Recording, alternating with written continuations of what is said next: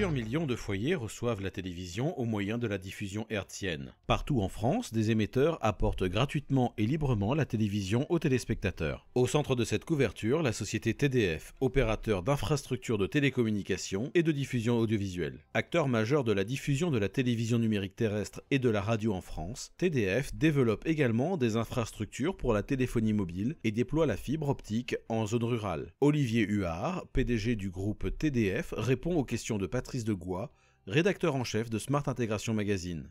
Olivier Huard, bonjour. Bonjour. Merci de nous recevoir. Alors j'ai une toute première question. Quel est le poids de la TNT aujourd'hui? Que représente-t-elle? La TNT reste la première façon de regarder la télévision donc, en France. 97% de couverture du territoire, universalité, gratuité, anonymat.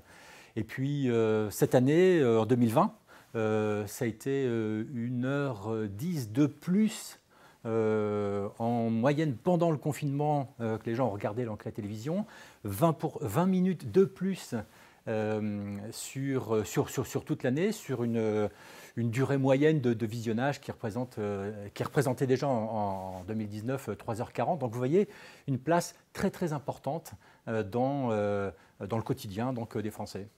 Mais finalement, on parle de modernisation de la TNT. Alors pourquoi doit-on la moderniser, cette TNT? Y a-t-il nécessité? Moi, je suis arrivé en 2010, au moment où on a éteint la télévision analogique pour passer sur la télévision numérique, la TNT donc de première génération.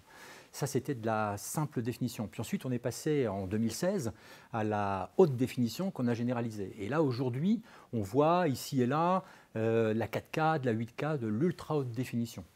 Donc l'idée, c'est que la plateforme, la TNT, suit cette tendance en fait, de fond. Et ça, c'est très, très important. Le CSA a lancé donc, une approche, une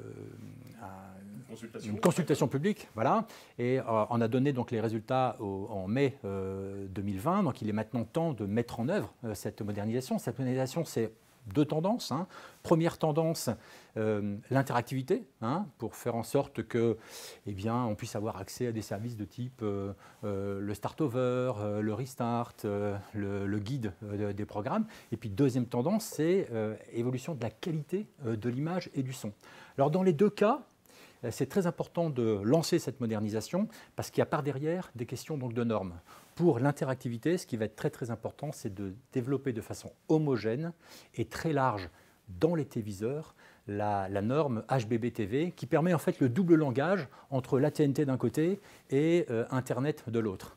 Et sur l'évolution donc, de la qualité de l'image et du son, là aussi, un deuxième enjeu donc, sur les normes, cette fois-ci le DVB-T2, HEVC, dont il faut parfaire et terminer en fait, la définition de la norme et l'intégrer de façon très large et homogène sur la totalité des téléviseurs sur le parc français. Donc il y a quand même un certain travail. Alors ça m'amène à une question toute bête. Comment se préparent les équipes de TDF ?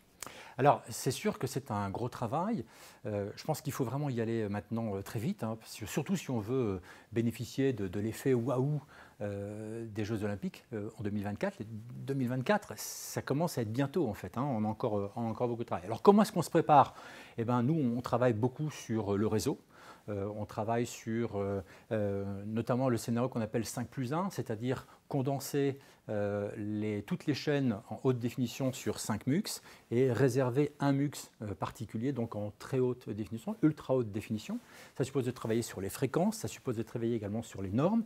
Nous, notre réseau est normalement prêt en fait, à accueillir la très haute définition, l'ultra haute définition, mais le gros travail, c'est maintenant sur les téléviseurs. Donc on travaille de façon très large avec le CSA, avec nos clients, les chaînes qui ont d'ailleurs constitué une association pour le cas qui s'appelle La Tête. En fait, on travaille avec les équipementiers également.